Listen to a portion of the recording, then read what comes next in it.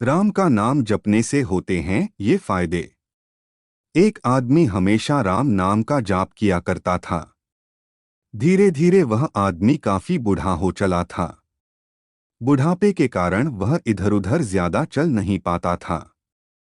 इसलिए हमेशा वह अपने कमरे में पड़ा रहता था। उस बूढ़े आदमी को जब भी किसी काम की आवश्यकता होती थी तो वह अपने बच्चों को बुला लेता था। वह अपने बेटों को आवाज लगाता और बेटे आकर उसे ले जाते और उसका नित्य कर्म करवाते। धीरे धीरे दिन बीतने लगे। वह आदमी अब और बूढ़ा हो गया, जिसकी वजह से उसे कम दिखाई देने लगा। वह बूढ़ा आदमी जब अपने बेटों को आवाज लगाता तो बेटे कभी आते तो कभी देर रात तक आते। इस दौरान वह बूढ़ा आदमी गंदे बिस्तर पर ही रात बिता दिया करता। फिर भी वह हमेशा राम नाम का जाप करता रहता। एक रात जब बूढ़े आदमी ने अपने बेटों को आवाज लगाई तो तुरंत ही एक लड़का आकर उस आदमी को बड़े ही कोमल स्पर्श से उनको निवृत्त करवाकर उन्हें बिस्तर पर लिटाकर चला जाता है। अब तो यह हर रोज का नियम हो गया था। बूढ़ा आदमी रोज आवाज लगाता और वह लड़का आता और बड़े ही कोमल स्पर्श के साथ निवृत्त करवाकर चला जाता। अब यह रोज का नियम हो गया था। अब उस बूढ़े आदमी को शक होने लगा था। वह सोचने लगा कि पहले जब मैं अपने बच्चों को बुलाता था तो जल्दी नहीं आते थे और अब बुलाने पर वह तुरंत ही आ जाता है और बड़े ही कोमल स्पर्श के साथ निवृत्त करवा कर बिस्तर पर आराम से लिटा जाता है।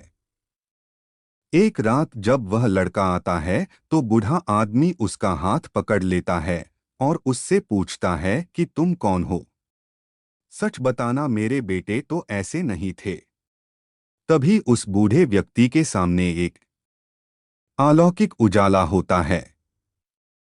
उस लड़के रूपी ईश्वर ने अपना वास्तविक रूप उस व्यक्ति को दिखाया। वह बूढ़ा आदमी ईश्वर को देखकर रोता हुआ कहता है कि हे प्रभु, आप स्वयं मेरे लिए यह निवृत्ति के कार्य कर रहे हैं। अगर आप हमसे इतने ही प्रसन्न हैं तो ईश्वर, आप हमें इस जीवन से मुक्ति दिला दीजिए। तब ईश्वर उस आदमी से कहते हैं कि आप जो यह परेशानियों को भुगत रहे हैं, यह आपके प्रारब्ध है। आप मेरे भक्त हैं, हर समय मेरा नाम जपा करते हो, इसलिए मैं आपकी इस प्रारब्ध को आपकी सच्ची साधना के कारण स्वयं ही कटवा रहा हूं।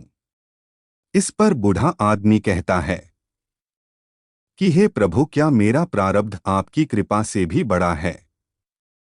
क्या आपकी कृपा मेरे प्रारब्ध नहीं काट सकती? प्रभु कहते हैं कि मेरी कृपा सर्वोपरि है, ये अवश्य ही आपके प्रारब्ध को काट सकती है।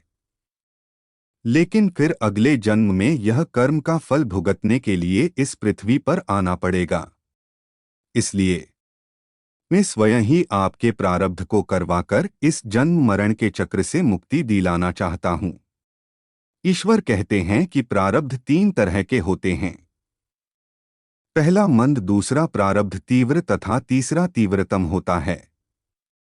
मंद प्रारब्ध मेरा नाम रोज जपने से कट जाता है, लेकिन तीव्रतम प्रारब्ध भुगतने ही पड़ते हैं और इसको भुगतने के लिए पृथ्वी पर जन्म लेना पड़ता है।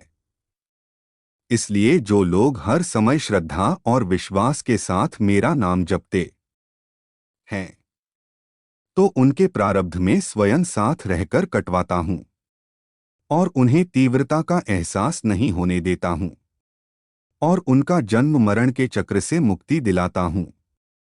जय श्री राम, जय श्री राम।